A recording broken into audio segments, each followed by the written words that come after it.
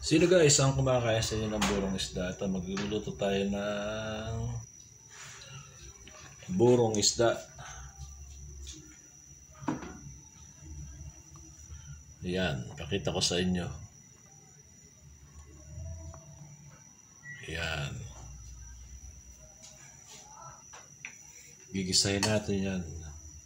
May nabili tayong burong isda sa San Isidro.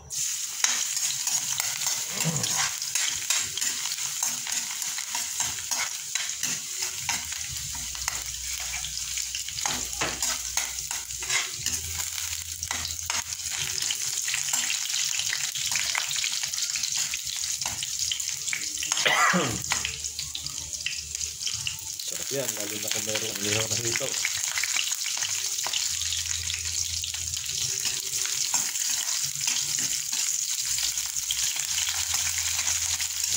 Pero wala tayong isda. Meron tayong iba at isasorso natin iba naman. Diba ito, yung buro. Yan, sino ang kumakain sa'yo ng buro dyan? Shout out sa kumakain ng buro.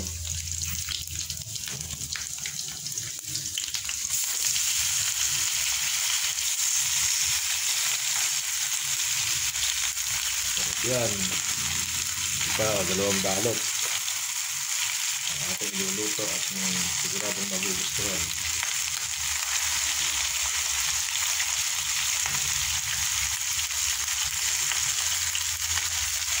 Yun. Ang top holder.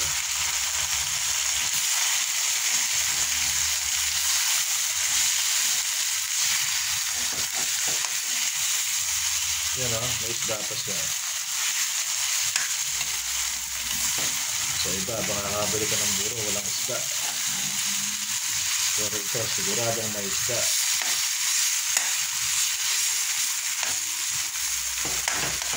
Bango. Amoy pa lang. Sisiyahan ka na. Pero masarap sinasuso guys dyan, hindi ako nahito. Pero ngayon, iba sasoso kasi wala kaming isda, wala kaming hito. Iba sasoso yan. Kaya ito na pangyari yung ating ipapartner sa buro. Ayan, no? Maglalaga tayo ng talbos ng kamote. Ayan.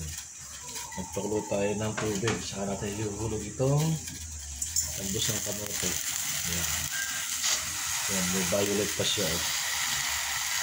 Sarap yan.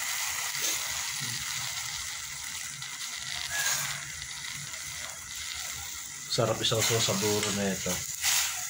Ganyan tayo maglaga ng talbos ng kamote. Pakulo mo na ng tubig. Para noon, hindi siya ma-overcook. Ayan. Kaya ating kumulo. Tatakpan natin muna yan. Okay na pangyari ating talbos ng kamote. Ayan. Tingnan nyo, oh. Press na press. Kakapitas. Ayan, huwag pa isa. Yan ang isasaw-saw natin sa buro. Sarap yan. Diba? Napakasustansya niyang talbos ng kamote na yan.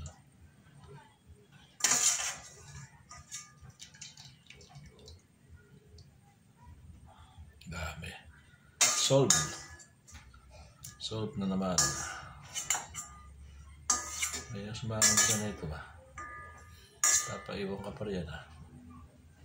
Guys,